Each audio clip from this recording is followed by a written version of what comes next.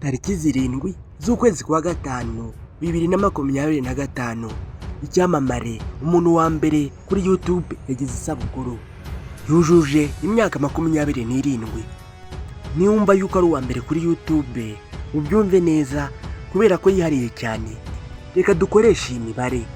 Leta Zunze Ubumwe za Amerika zituwe n'abaturage bagera kuri miliyoni 347.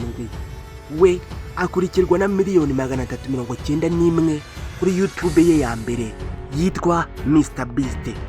Indi channel ye yitwa Mr Beast Reacts ifite miliyoni 35.6.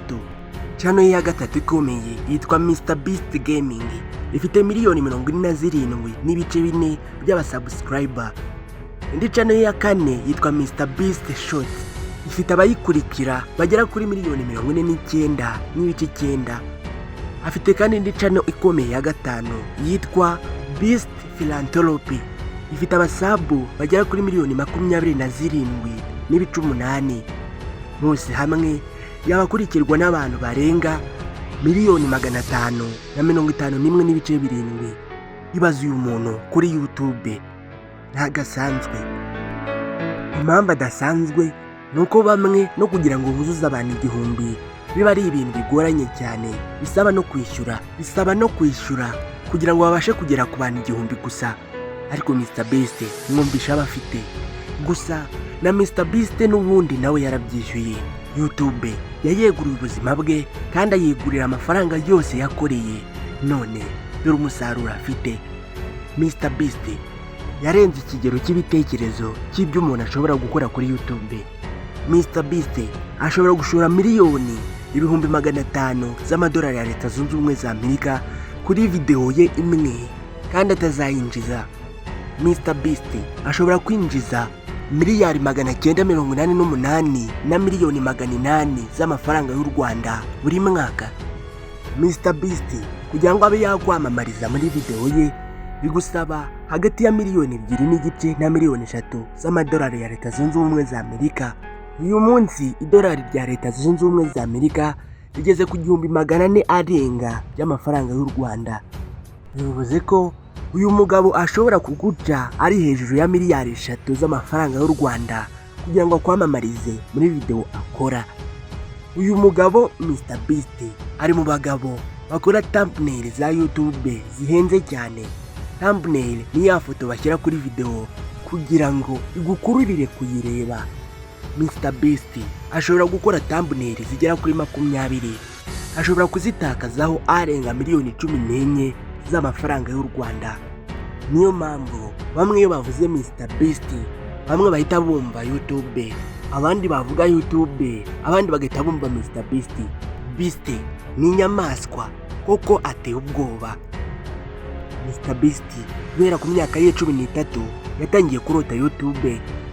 Ubuzima bwe bwose adakuyemo n'urwara rwo ku kirenge abiharira YouTube. Ubundi amazina y'ukuri ya Mr Beast yitwa James Stephen Donaldson, bakunze kumwita Jimmy. Yavutse ku itariki 7 y'ukwezi kwa gatanu umwaka wa 1998. Yavukiye i Wichita, Kansas muri Leta Zunze Ubumwe za Amerika. Yakuriye Greenville muri Carolina y'Amajyaruguru. Aha ni naho yize amashuri ye. Yavutse ari umwana wa kabiri mu muryango. Ise na nyina bose bari abasirikari mu gisirikari cya Leta Zunze Ubumwe za Amerika. Yakuze ari umwana ugira isoni nyinshi. 2016 akirangiza amashuri ye yisumbuye muri Greenville Christian Academy, yagiye kwiga muri kaminuza ya East Carolina. Gusa atarahamara icyumweru kimwe umutima waramukomanze uti Mr Beast ibyo ntabwo ari byo bizagukiza. Yahise areka ishuri atarahamara icyumweru kimwe, amakayi amakaramu abirambika hasi. Yahise yegura intwaro yaragiye kuzifashisha arizo kamera, laptop ndetse na telefone. Ubundi agura internet ihagije yegereza inshuti ze kuko yumvaga agiye kuba igikomerezwa kandi akazaba uruganda rutanga ibyishimo. Mr Beast ku myaka ye 13 ishyira 14 nibwo yatangiye YouTube channel ye. Hari muri 2012 yatangiye channel ye ayita Mr Beast 6,000. Nk'abandi bose yatangiranye zagara, ariko yari afite umutima ukomeye kandi afite kwiyemeza kurenza uko abandi. Gusa n'ubundi ugereranyije n'ikigero cye yari afite cy'imyaka 13, wabona yuko yakoraga ibirenze. Yatangiye yibanda ku mavideo y'imikino yakinirwaga kuri interinete nka Minecraft ndetse na Call of Duty. Yaje kandi gukora ibyegeranyo ku buryo abandi ba YouTuber binjiza amafaranga kuri YouTube.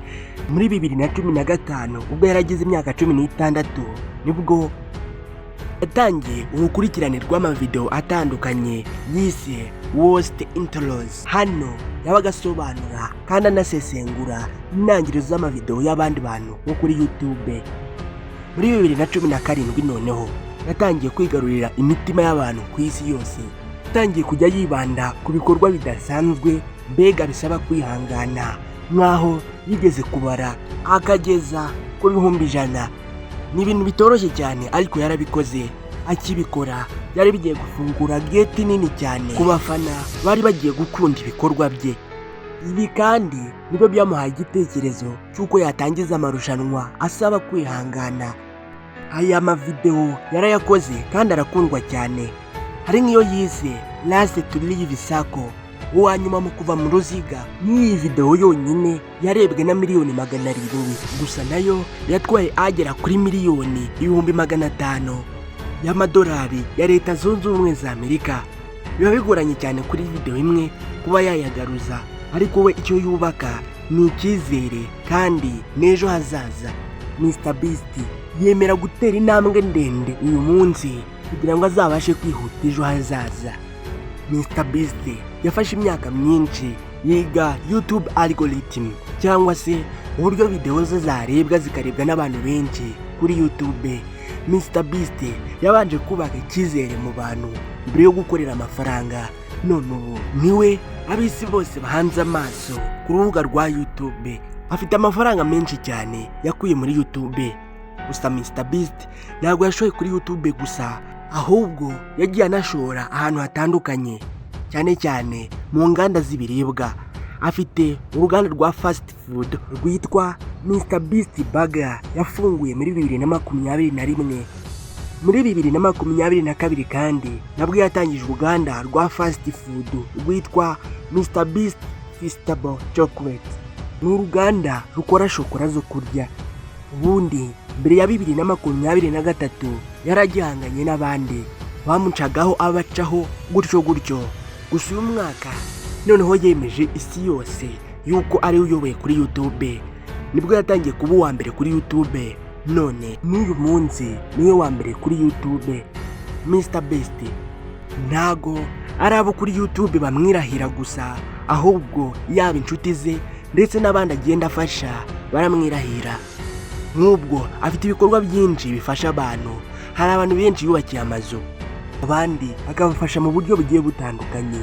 Mr Beast kandi yifashishije inshuti ze za hafi kugira ngo abashe kubaka YouTube ikomeye hano ku isi, nk'uwitwa Ava Chris Tyson, Chanda Harlow, Gareth Ronalds na Jackie Franklin. Mr Beast muri 2022 nubwo yerekanye ubuzima bwe bw'urukundo. Yerekanye umukobwa bakundana yitwa Teya Boysene, nawe ni umu-YouTuber ukomeye cyane. Uyu ni umukobwa w'umuhanga cyane wavukiye muri Afurika y'Epfo w'umunyamerika. Mr Beast ni urugero rwiza rw'umuntu wihebeye inzozi ze, agaha umwanya we, amafaranga ye n'ibikorwa bye, inzozi ze. Mwese mbifurije kugera ku ntsinzi no ku nzozi zanyu. Niba utarakora subscribe, turagusaba gukora subscribe. Nge nitwa Aimable Nyongira, munyemerere duhure ubutaha.